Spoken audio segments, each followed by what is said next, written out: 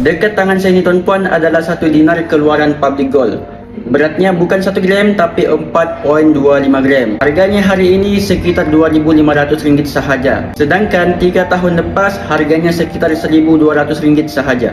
Maknanya dalam tempoh 3 tahun nilai 1 dinar ini telah naik lebih 100%. 1 dinar ini antara hot selling di public gold. Khususnya anak muda ramai yang jadikan sebagai mas kahwin.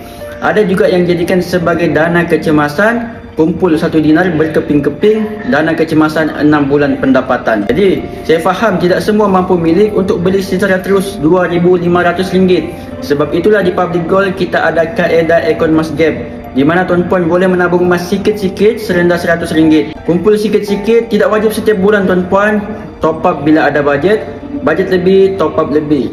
Kalau tuan-puan dah ada 4.25 gram dalam akaun, tuan-puan boleh keluarkan fizikal 1 dinar ini. Mudah, murah dan patuh syariat.